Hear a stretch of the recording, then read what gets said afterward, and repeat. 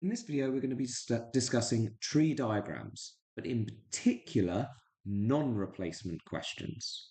So sometimes you'll see this under what's called conditional probability. So a reminder, a tree diagram is a way of representing all possible outcomes from two or more events. So let's look at an example. Rob has 4 pairs of black socks and 3 pairs of white socks in a drawer. So in total, 4 and 3 gives us 7 pairs of socks to begin with.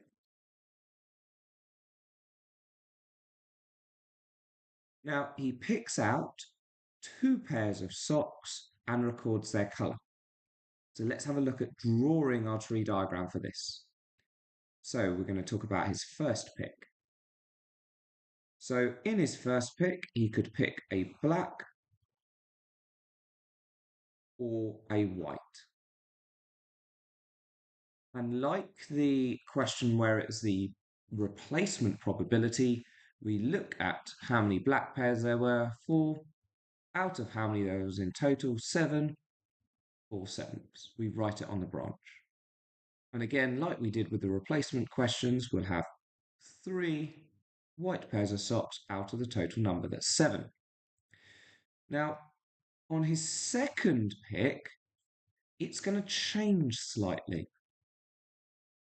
Because if he's pulling out 2 pairs of socks, after he's picked out his first pair of socks, there's 1 less pair in the drawer. So if I do this in a different colour, after he picks out a pair, there's now only 6 pairs of socks in the drawer. Now, if he picks out a black first, there's going to be 1 less pair of black socks. So he started with 4, which means he's down to 3.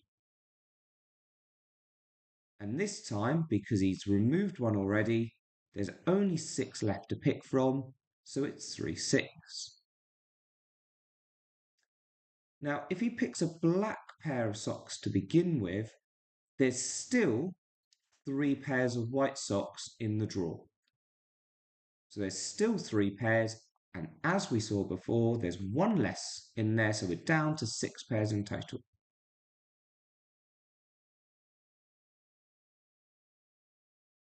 Now, if he picks a white pair to begin with, again we're down to 6 pairs of socks, but this time the white socks have been decreased by 1. So instead of having 3 pairs of white socks, we now only have 2 pairs of white socks. So the probability will be 2 out of this 6. Now, if we pick a white to begin with, there's still 4 pairs of black socks in there. So it'd be 4 out of 6. Now we can check we've done this right because the 2 numbers on the branches should always add together to give you 1. So 4/7 plus 3/7 gives me 7/7, which is 1. 3/6 plus 3/6 adds together to give me 1. 4/6 plus 2/6 adds together to give me 1. Good. So that means my tree diagram is correct.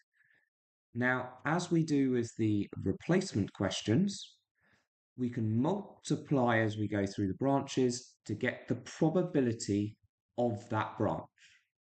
So for black, then black, we're going to do 4/7 times 3/6. So we're going to do top times top. 3 times 4 is 12. 7 times 6, which is 42. With these probability questions, we can leave them unsimplified. For this branch here, we're going to do 4/7 multiplied by 3/6. Well, that's the same calculation as before. 12/42. This third branch, we're going to do 3/7 multiplied by 4/6. 3 times 4 is 12.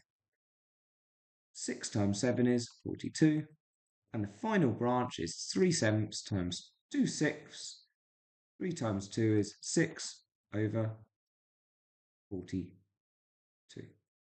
So we've got the probability of our branches at the end.